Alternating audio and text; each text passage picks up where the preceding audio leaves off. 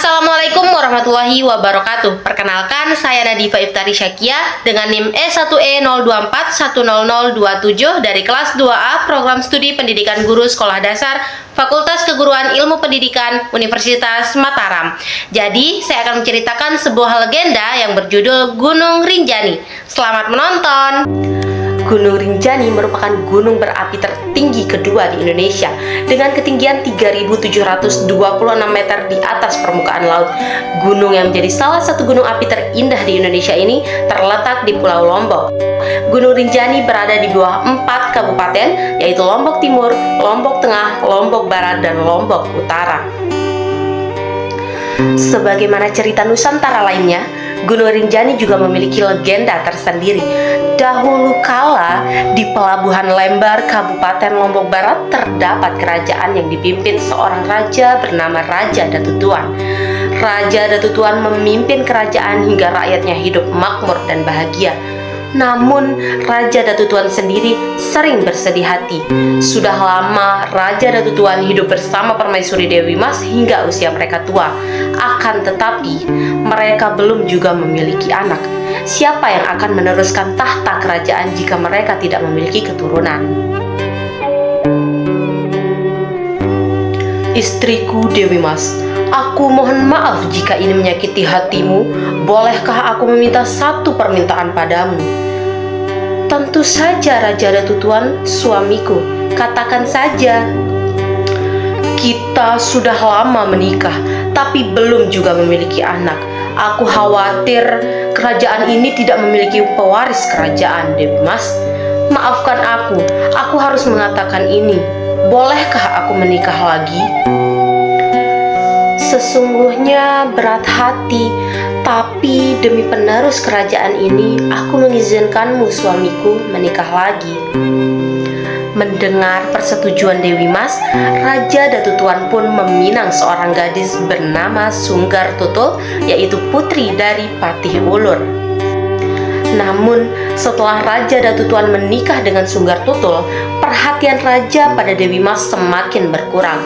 Raja Datutuan lebih sering bersama Sunggar Tutul. Hal ini membuat Dewi Mas bersedih hati. Namun, Dewi Mas tetap bersabar. Karena kesabarannya, tanpa diduga-duga Dewi Mas akhirnya hamil. Dewi Mas sangat bahagia. Mimpinya memiliki anak menjadi kenyataan. Kabar bahagia ini pun sampai pada Sunggar Tutul. Dia iri dengan kebahagiaan Dewi Mas. Dia takut raja akan kembali perhatian pada permaisuri. Dia pun membuat rencana buruk untuk menyingkirkan Dewi Mas dari istana kerajaan. Suamiku, bagaimana bisa permaisuri Dewi Mas hamil? Padahal selama bertahun-tahun dia tidak bisa hamil. Jangan-jangan.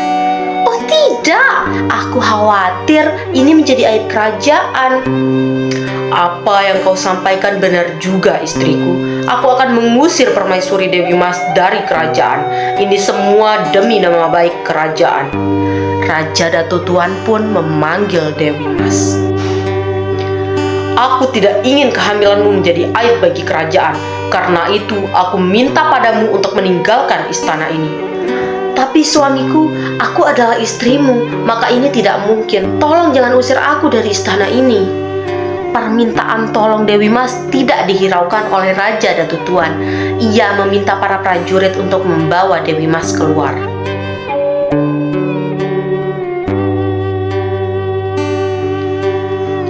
Setelah melalui perjalanan panjang, Dewi Mas akhirnya tinggal di Gili dan ditemukan oleh seorang nahkoda.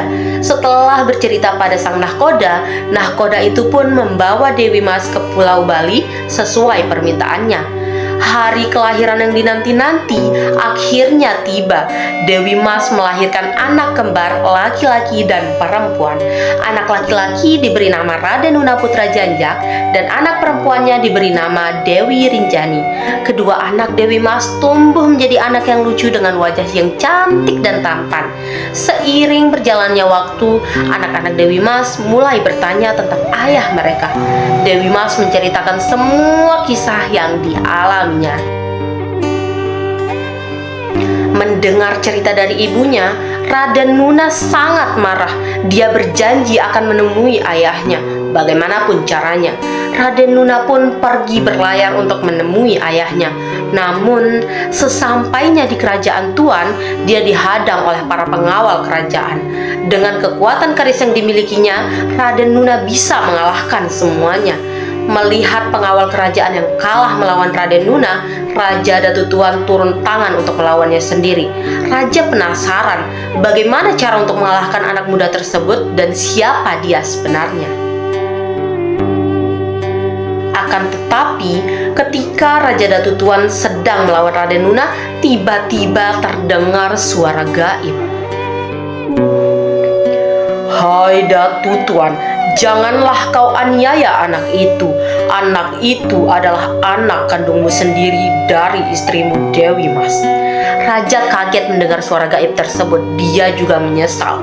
Akhirnya, Raja pun bersedia mendengar cerita dari Raden Nuna, anaknya sendiri. Setelah mendengar penuturan dari anaknya, Raja pun menangis.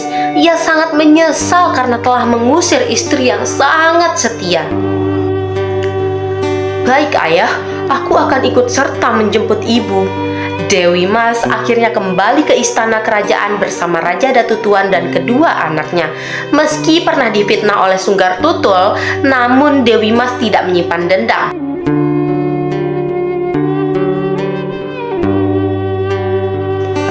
Sementara itu, semakin hari kebijaksanaan, kedewasaan, dan ketampanan Raden Nuna semakin menonjol.